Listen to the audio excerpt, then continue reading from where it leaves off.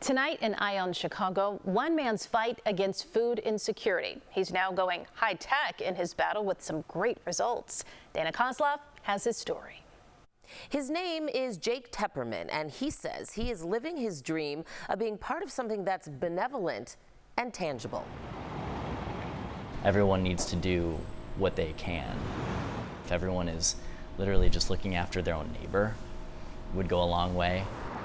Jake Tepperman doesn't just look after his neighbors. His mission is to get surplus food to people he'll never even meet. Hey, how you doing?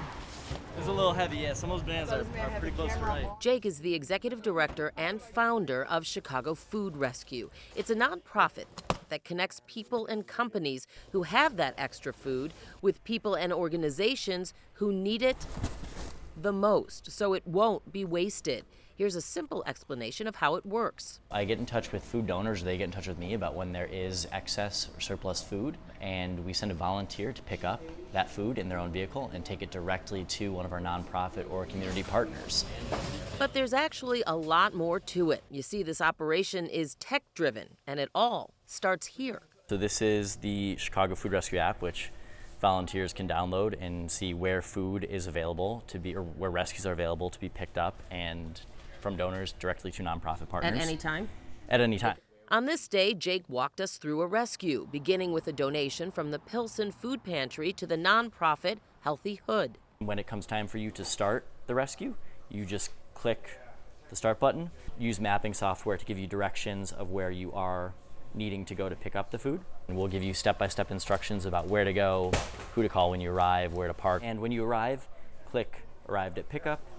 Appreciate you. Volunteers can input the amount of food, and then it's on to delivery. Some more special instructions, just making sure that our volunteers know exactly what to do. Closing out the rescue, making it really easy for anybody to get involved by picking up food and delivering it exactly where it needs to go. And what kind of food are we talking about? A lot of it is produce or prepared food, grab and go sandwiches or trays of food from a cafeteria. There's grocery stores will often have meat and dairy to donate. And the donations sometimes sound wild.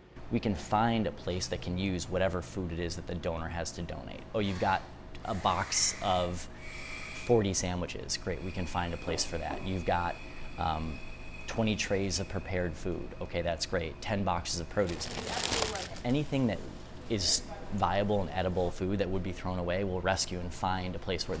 Viable and edible brings us to food safety. Our volunteers are generally taking food and transporting it to a nonprofit partner that is in the same neighborhood. So it's not out of refrigeration nearly long enough for it to become a safety concern. Jake says fighting food insecurity runs in his family. When I was a kid, my family before a holiday was handing out boxes of food before Passover. As more of a young adult, seeing people on the street who were either homeless or dealing with food insecurity bothered me in a country, in a city of so much excess.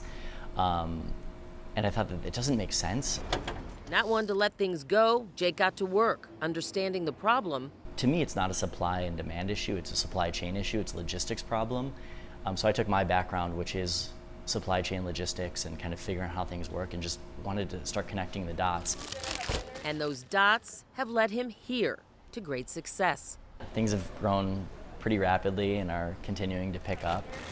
We just hit 100,000 pounds of food rescued last week, which is a significant milestone, but I really think we're just scratching the surface of what the need is. Chicago Food Rescue is totally free to donors and to recipients. It runs on grant money and donations. Rescues can be reoccurring or on a one-time basis, whatever people need. Dana Kozlov, CBS News, Chicago. To learn more about Jake, his mission, and how you can help, log on to chicagofoodrescue.org.